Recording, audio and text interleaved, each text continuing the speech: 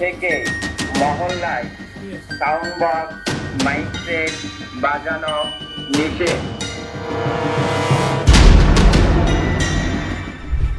Sound box বাজালে মিলবে না গোরস্থানের ঠাঁই।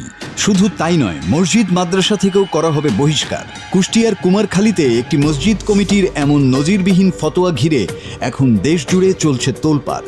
কিন্তু কেন এমন চরম সিদ্ধান্ত, আর আইন কি বলছে এ নিয়ে? ভুল করিয়া জেনে শুনে সাউন্ড বক্স মাইক সেট বাজান।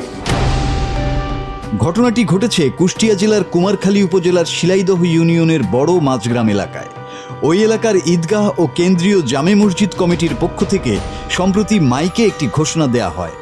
ঘোষণায় স্পষ্ট জানানো হয়, বিয়ে বা অন্য কোনো অনুষ্ঠানে যদি উচ্চ শব্দে সাউন্ড বক্স বা গান বাজনা করা হয় তবে সেই পরিবারের জন্য বন্ধ হয়ে যাবে সমাজের সব সুযোগ সুবিধা।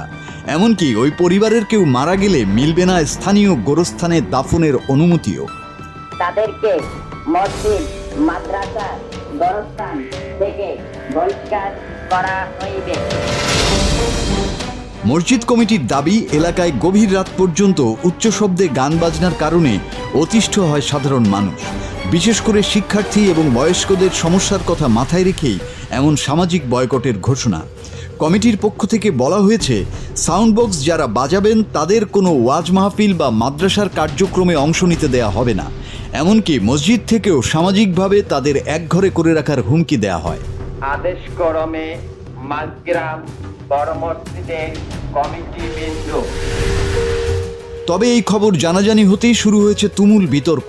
সামাজিক যোগাযোগ মাধ্যমে অনেকেই বলছেন, শব্দ দূষণ বন্ধ করা অবশ্যই জরুরি, কিন্তু গোরস্থানে দাফন করতে না দেওয়ার মতো কঠোর ঘোষণা কতটুকু যৌক্তিক? অনেক ইসলামী চিন্তাবিদ ও সচেতন নাগরিক মনে করছেন, আইন হাতে তুলে নেয়ার এই সংস্কৃতি হিতে বিপরীত হতে পারে। স্থানীয় প্রশাসনের পক্ষ থেকেও এই বিষয়ে দৃষ্টি আকর্ষণ করা হয়েছে। মসজিদ মাদ্রাসা গোরস্থান। শব্দদূষণ মুক্ত সমাজ গড়তে আইনের প্রয়োগ এবং সচেতনতা জরুরি, নাকি এমন কঠোর নিষেধাজ্ঞা? এই নিয়ে বিতর্ক চলবেই। তবে কুমারখালীর এই ঘটনাটি আমাদের মনে করিয়ে দেয় যে ব্যক্তিগত আনন্দ যেন অন্যের বিরক্তির কারণ না হয়। থেকে বহিষ্কার করা হইবে। আদেশ ক্রমে। মাসুদ হাসান, বাংলা টিভি।